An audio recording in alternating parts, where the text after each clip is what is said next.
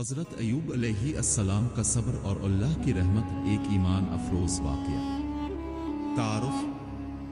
قرآن پاک میں کئی انبیاء کرام کے واقعات موجود ہیں جن میں ان کے صبر، استقامت اور اللہ پر کامل بھروسے کا ذکر ہے۔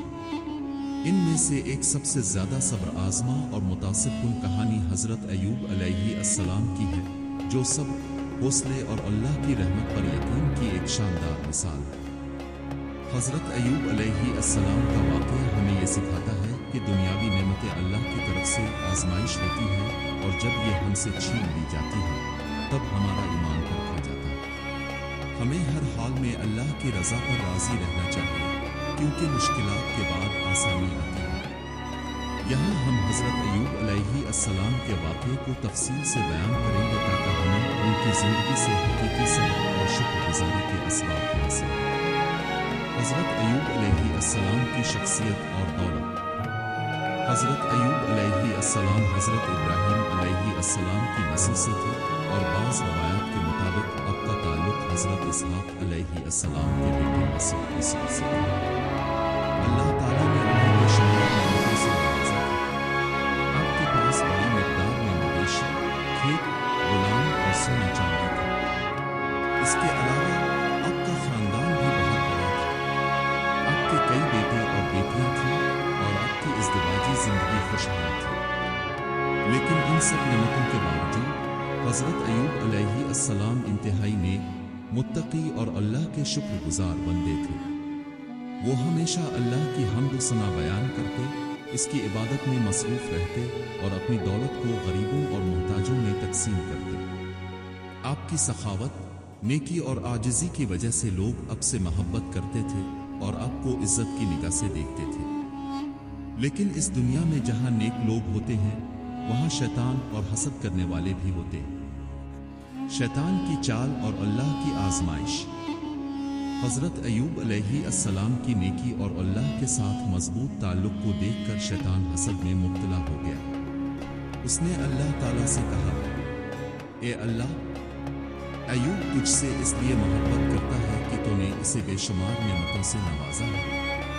اگر تو اس سے یہ سب کچھ چھین لے تو وہ بھی عام انسانوں کی طرح تجھ سے شکایت کرنے لگے گا اور تیرا ذکر کرنا چھوڑ دے گا۔ اللہ تعالیٰ نے شیطان کو اجازت دی کہ وہ حضرت ایوب علیہ السلام کو آزمائے، کیونکہ اللہ جانتا تھا کہ اس کا نبی صبر و استقامت کرتا ہے۔ پہلی آزمائش، دولت کی بربادی۔ شیطان نے سب سے پہلے حضرت ایوب علیہ السلام کی دولت پر وار کیا۔ ایک دن اچانک ان کے تمام مویشی مر گئے، کھیت برباد ہو گئے اور کاروبار ختم ہو گیا۔ جو شخص کل تک امیر ترین انسانوں میں شمار ہوتا تھا، وہ یکدم فقیر ہو گیا۔ لیکن حضرت ایوب علیہ السلام نے صبر کیا اور فرمایا، یہ سب کچھ اللہ ہی کا دیا ہوا تھا اور اللہ نے ہی واپس لے لیا۔ میں اس کی رضا پر راضی ہوں۔ دوسری آزمائش، اولاد کا انتقال۔ ابلیس نے دیکھا کہ دولت کے نقصان کے باوجود حضرت ایوب علیہ السلام نے صبر کیا اور اللہ سے شکو نہیں کیا، تو اس نے اگلا وار کیا حضرت ایوب علیہ السلام کے بچوں پر۔ ایک حادثے میں ان کے تمام بیٹے اور بیٹیاں وفات پا گئے۔ ایک باپ کے لیے اپنی اولاد کو کھونا سب سے بڑی آزمائش ہوتی ہے، لیکن حضرت ایوب علیہ السلام پھر بھی صبر کا دامن تھامے رہے اور اللہ سے کوئی شکایت نہ کی۔ انہوں نے فرمایا، اللہ ہی زندگی دیتا ہے اور وہی واپس لیتا ہے، میں اس کی رضا پر راضی ہوں۔ تیسری آزمائش، صحت کی بربادی۔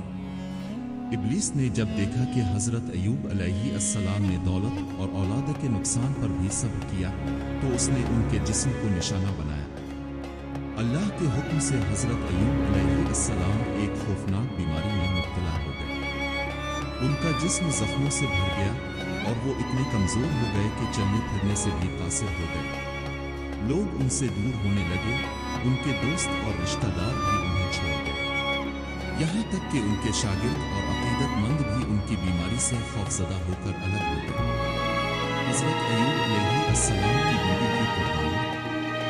حضرت ایوب علیہ السلام کی بیوی رحمت کا بعض روایات میں لیا سے ایک عظیم خاتون تھی۔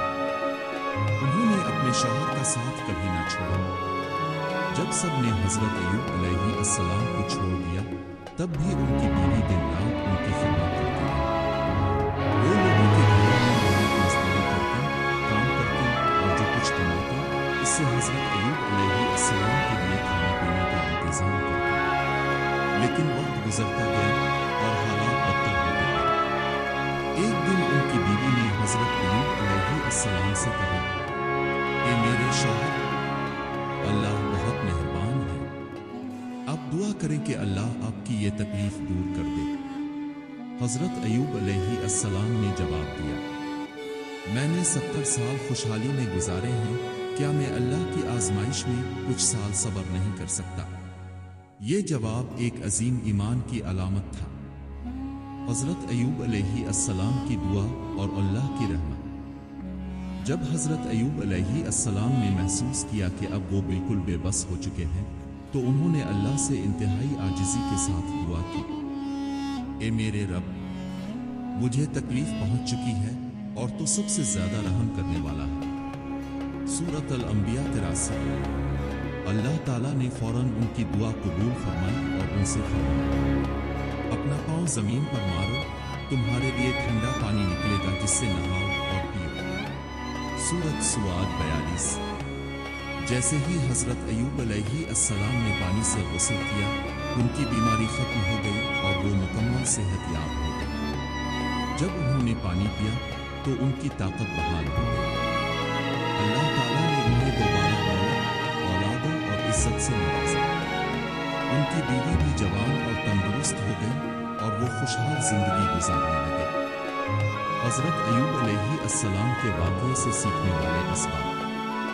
ایک، صبر اور استقامت۔ مشکلات ہمیشہ عارضی ہوتی ہیں لیکن اللہ پر بھروسہ کبھی ضائع نہیں۔ دو، اللہ کی رحمت سے مایوسی نہیں ہونی چاہیے، آزمائشیں صرف صبر کرنے والوں کے درجات بلند کرنے کے لیے آتی ہیں۔